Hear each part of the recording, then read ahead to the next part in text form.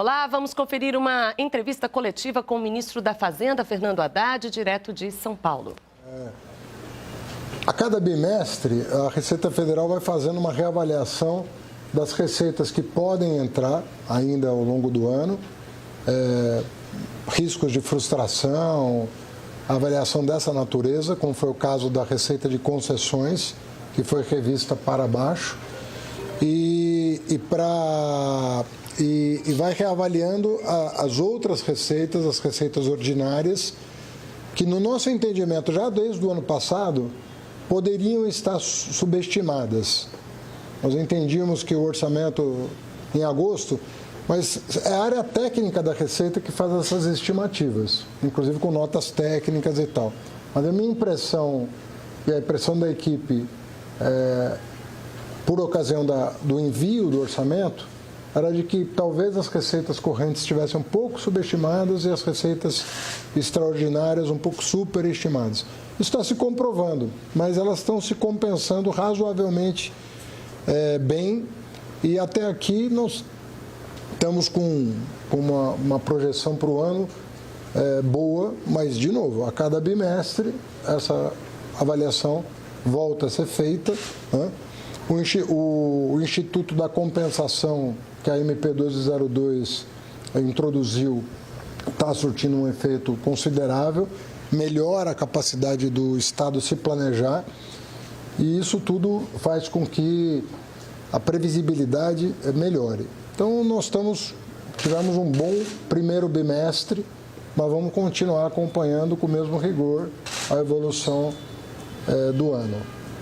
Agora, o bloqueio, aí é o planejamento que vai provavelmente oferecer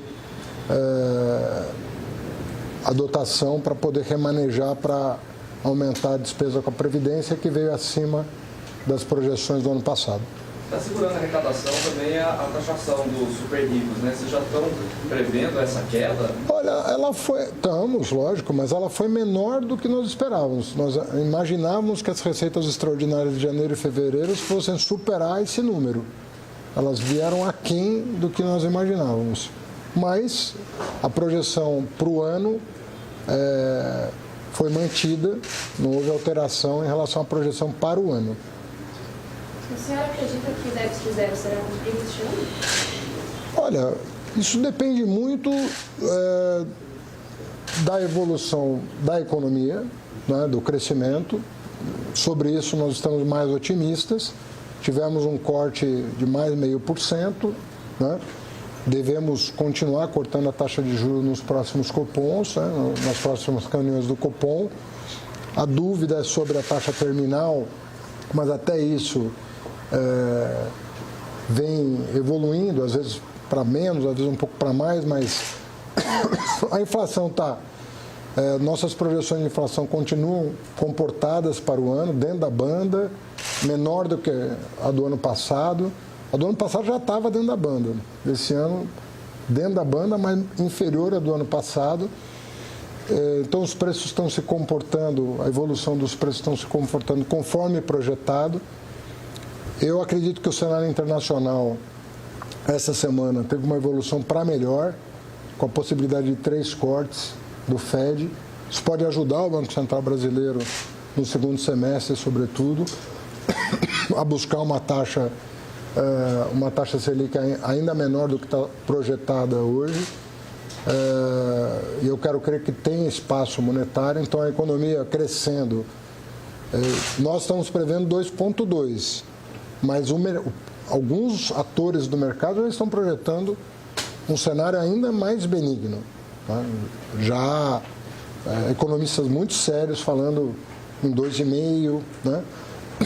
Então há uma especulação sobre um crescimento maior do que o projetado pelo governo. Isso ajuda na arrecadação, naturalmente, né? O CAGED de fevereiro,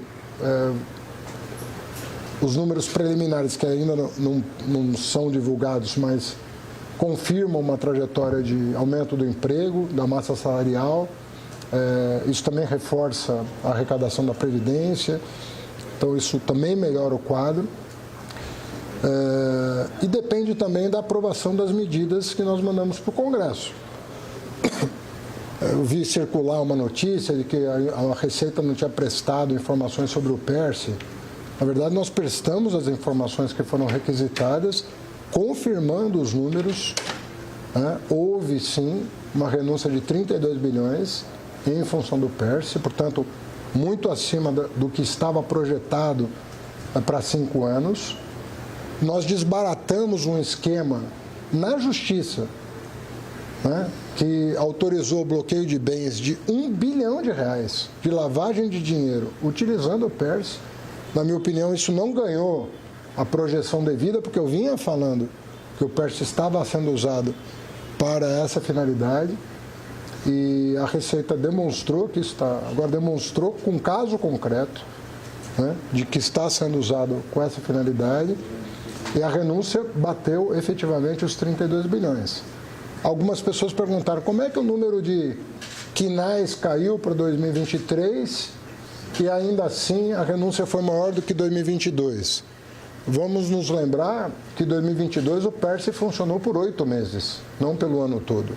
Então o erro de conta já começa daí. E outra, que as pessoas aprendem a burlar um programa mal desenhado, como é o caso desse programa. Muito mal desenhado, com brechas absurdas. Nós não podemos conviver com esse tipo de brecha. Encaminhamos para o Congresso leis relativas à folha também, para ver se moderamos aquilo que foi aprovado para caber dentro do orçamento desse ano, sempre na perspectiva de buscar o equilíbrio das contas. Então, é o que eu sempre falo, hoje a meta é uma lei. O resultado não depende só de fixar na lei o que você quer. Depende de um esforço do Executivo, do Legislativo e do Judiciário em proveito do equilíbrio de contas. Aliás, ontem a AGU teve uma vitória no Supremo Tribunal Federal importantíssima. Vocês sabem que o nosso quadro de riscos judiciais estava na casa de 1 trilhão e 100 bilhões, quando nós herdamos do governo anterior. Riscos judiciais na casa de 1 trilhão e 100 bilhões. Nós já reduzimos a metade os riscos judiciais herdados do governo anterior. Isso demonstra uma capacidade de diálogo e eu penso que o Judiciário está adotando uma postura mais consequencialista, como os juristas chamam, o que concorre também para o equilíbrio das contas no longo prazo. Ou seja, qual vai ser a consequência da decisão que eu estou tomando para a sociedade?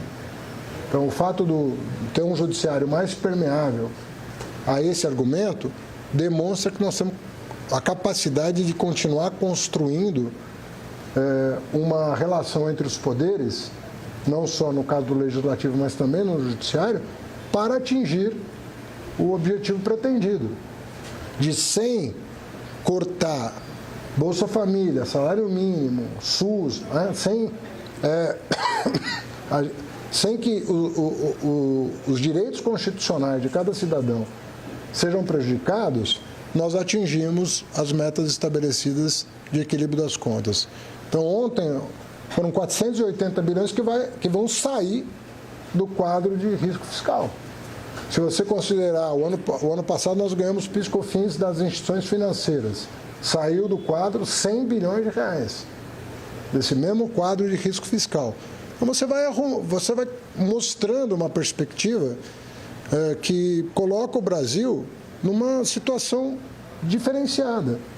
Mesmo depois da Covid, as medidas estão sendo tomadas, nós vamos construindo, pavimentando um caminho de sustentabilidade social, fiscal e ambiental, como o presidente Lula tem sempre frisado nos seus discursos. E isso está sendo conseguido aos poucos.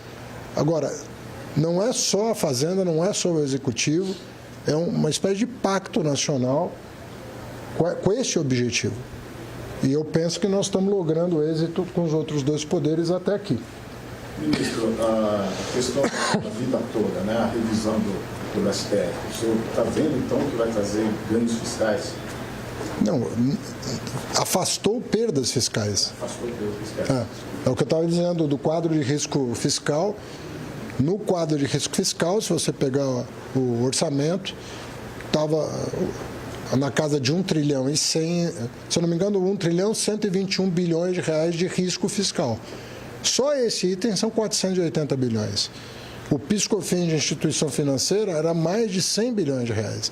Quer dizer, em 2 itens, você tem 580 bilhões, que é metade do que nós herdamos do governo anterior. Imagine você, se esse trabalho tivesse sido feito quando do julgamento da tese do século.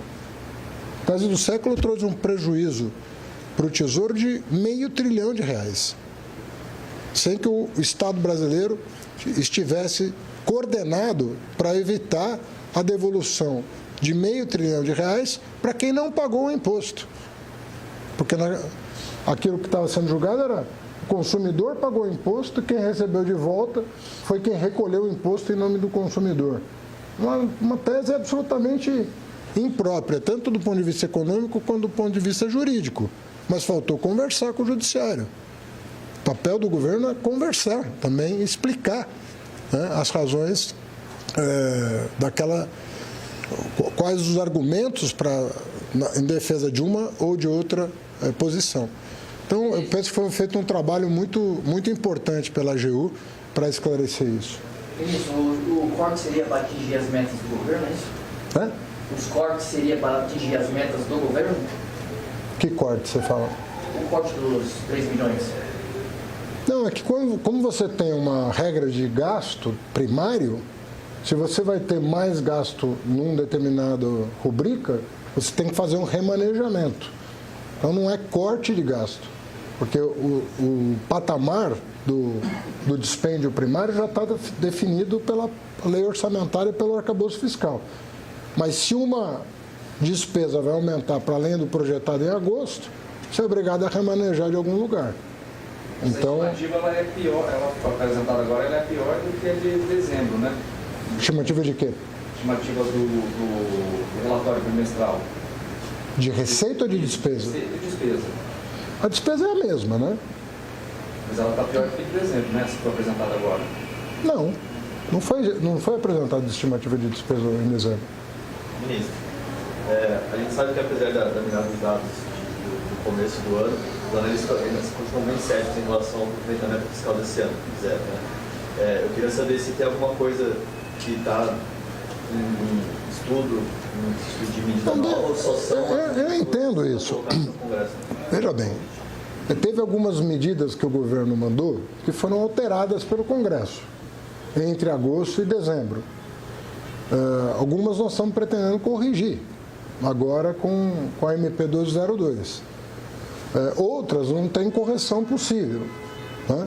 Mas tem havido até aqui uma compensação de uma coisa por outra. Vai depender, repito, não depende só do Executivo. Depende de uma articulação entre Executivo, Legislativo e Judiciário para que nós não tenhamos surpresas negativas. E vamos acompanhar a medida da evolução.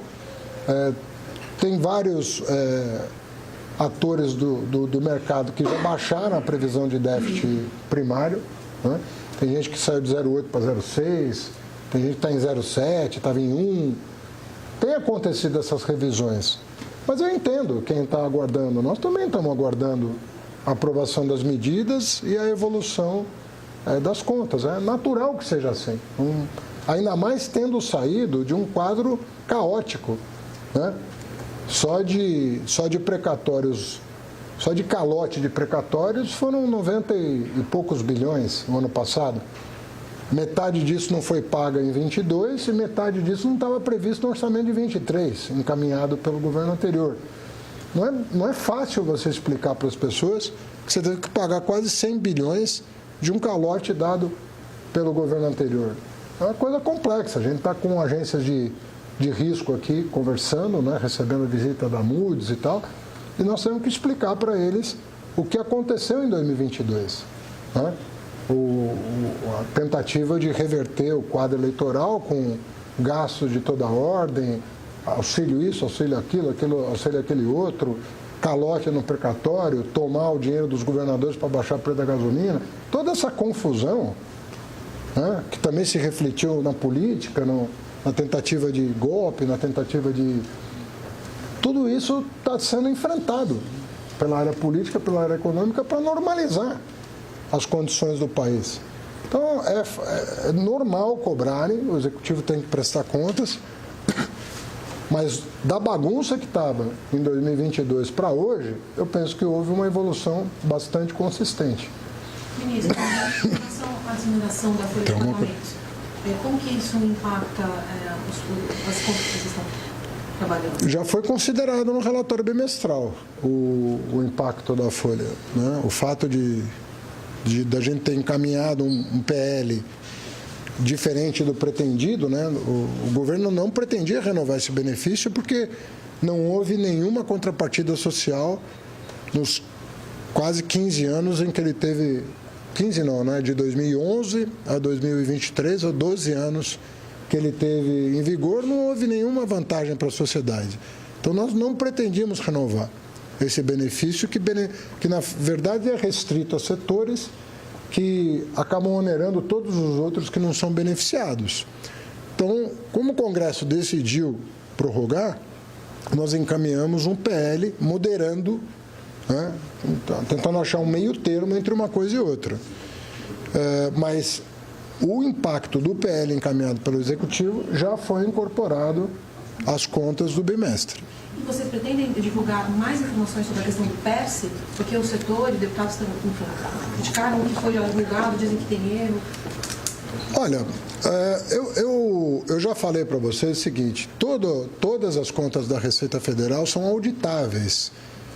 Quando a Receita Federal assina uma lei, por exemplo, ela responde por improbidade se ela mentir, os técnicos da Receita. Então é muito fácil você falar no jornal que os dados da Receita não batem. Agora, você responde por isso? Os técnicos da Receita respondem. E o Tribunal de Contas da União pode ser acionado a qualquer momento, já disse isso publicamente. Aciona o Tribunal de Contas da União e nós fazemos um batimento das contas conjuntamente, não tem problema nenhum. Fizemos isso com a reforma tributária, lembra-se? Tinha dúvida do Congresso sobre as contas da Secretaria Extraordinária, do Bernardo Api. Nós abrimos as contas para o Tribunal de Contas, validou as contas, como tudo que é feito pela Fazenda, validou as contas e o Congresso avançou na reforma tributária. Se quiser que o Tribunal de Contas interaja com a Fazenda com o mesmo propósito de esclarecer a opinião pública, agora, se uma ação judicial desbaratou R$1 bilhão, né, de lavagem de dinheiro, você imagina o que já não aconteceu com esse programa. Então, ali não é...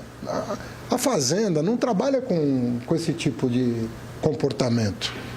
A Fazenda não pode perder credibilidade. Os dados são auditados por pessoas que têm 20, 30 anos de carreira, que assinam documentos, respondem por isso.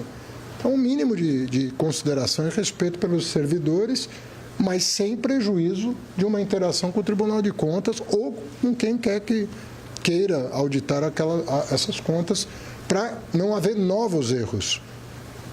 Tudo que nós queremos evitar são decisões equivocadas por falta de informação. Tá certo? Ministro, sobre as projeções do bimestral, você poderia explicar para a gente por que uma redução tão expressiva na receita, mesmo com o novo regulamento das subvenções de ICMS? Uma redução? Da projeção de arrecadação de medidas aprovadas no ano passado. Eu acredito que está em linha com o projetado no orçamento, não? O Tesouro acabou de anunciar, por exemplo, medida de taxação de juros sobre capital, a projeção de arrecadação diminuiu de 10 bilhões para 0 e da subvenção do ICMS de 35 bilhões para 25. E a pergunta é, isso pode gerar algum tipo de incerteza sobre outras estimativas? Não, ao contrário, né? Quando você revê para baixo, você está sendo mais cauteloso, né? Você está revendo para baixo, é porque você está sendo mais cauteloso. Você está aproximando mais daquilo que você imagina que vai performar. É uma medida de responsabilidade fazer isso. Quando você corta, por exemplo, a receita prevista no orçamento com concessões, você está fazendo um ajuste a menor justamente porque você não está confiando que aquela receita vai performar. Então, são ajustes que estão sendo feitos. Agora, se uma outra receita inesperada aumentou mais do que devia e compensou, tanto melhor. Entendeu? Ministro, vamos falar um pouco do cupom, sobre a questão da mudança do guidance lá, prevendo só mais um corte de 0,50. Quer dizer, na verdade, o Banco Central está não se mantendo preso, né, a uma ação futura, mas o senhor 0,50 só acha que é ruim ou não? Como é que o senhor vê essa questão? Olha, eu acredito que ele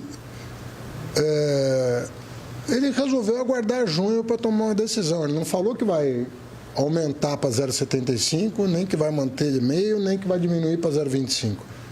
Ele não falou isso. Ele falou: eu vou tirar o plural. Eu vou tirar o plural para ter liberdade de tomar uma decisão à luz do que estiver acontecendo no mundo. Agora, eu sou otimista em relação ao que vai acontecer com o mundo até lá. Pode ser que as minhas esperanças não se confirmem, mas por tudo que eu ouvi nos encontros internacionais dos quais eu participei o ano passado, eu acredito que em algum momento, né, até o meio do ano, aí difícil precisar o mês, mas deve começar um ciclo de corte no FED e no Banco Central Europeu. Se isso acontecer, desanuvia o ambiente econômico internacional, e como a nossa inflação está mais bem comportada do que os nossos pares, né, e até do que alguns países desenvolvidos, não vejo razão para esse ciclo não continuar. Mas, enfim, é óbvio que sempre todo mundo trabalha com cenários, né? O nosso cenário é de que, e de novo, não é só um desejo, né? É um cenário com base em encontros internacionais em que eu pude conversar com essas pessoas. Eu pude ouvir essas pessoas que vão tomar a decisão. Então, com base nessas conversas, eu quero crer, e o mercado está apostando nisso também, não é só... Se você for pegar até outro dia, as apostas no corte em junho estavam bem superiores a 50%. Depois caiu um pouco, depois subiu um pouco, mas sempre acima dos 50%. Então, essa premissa assim, está baseada em alguns fatos concretos, né?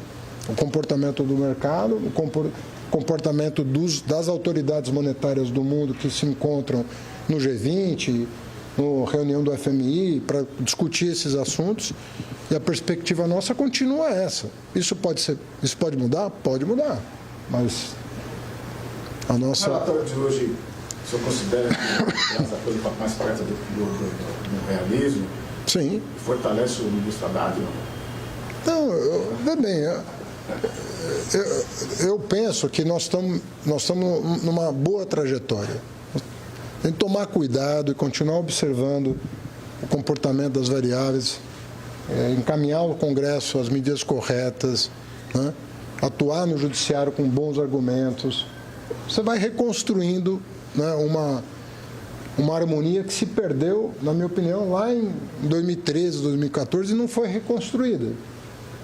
A harmonia entre os poderes é o segredo do sucesso econômico do Brasil. É isso que nós temos que buscar. Harmonia entre os poderes. Sensibilizar as pessoas com bons argumentos. Explicar. Não deixar de investir tempo e energia em explicar.